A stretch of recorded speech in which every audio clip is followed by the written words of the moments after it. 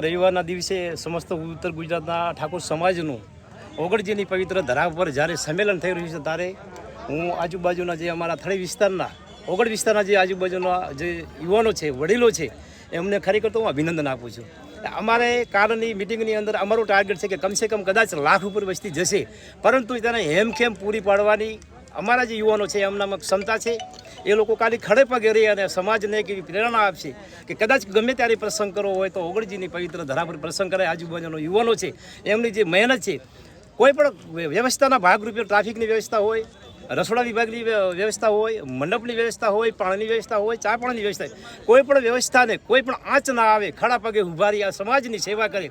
આવો મોકો જિંદગીમાં ક્યારેય સમાજ સેવા કરવાનો મોકો મળતો નથી.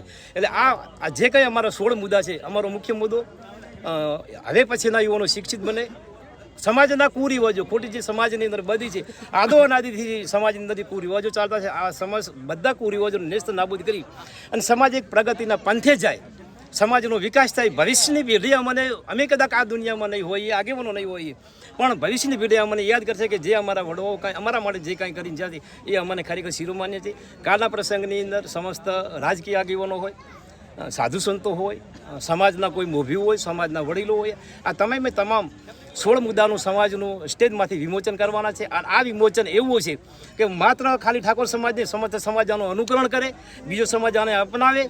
ઓગણજીની પવિત્ર ધરા પર જ્યારે આવડું મોટું સંમેલન થતું હોય, આખા ગુજરાતની નજર આ સમાજના સંમેલન પર છે.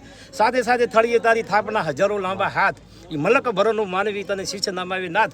આવા જ્યારે ઓગણજીની પવિત્ર ધરા પર જ્યારે આવું વિમોચન થાય ત્યારે એનું સમસ્ત સમાજનું પાલન કરે, એમને ઓગણજી સદબુદ્ધિ આપે અને જે કંઈ સમાજ વિમોચન કરે છે, જે આને વાંચે એનું આ સમાજ પાલન કરશે એવો સમસ્ત તમામ આગેવાનો હોય, વડીલો હોય કે યુવાનો બધાને વિશ્વાસ છે. અને આ સમાજ અમારું સંમેલન કાલે ઓગણ દાદાને અમે સમસ્ત સમાજ વતી એમના ચરણોમાં કોટી કોટી વંદન અમે હાથ જોડીને વિનંતી કરે કે અમારો આ જે કંઈ પ્રસંગ છે એને હેમખેમ પૂરો કરજી.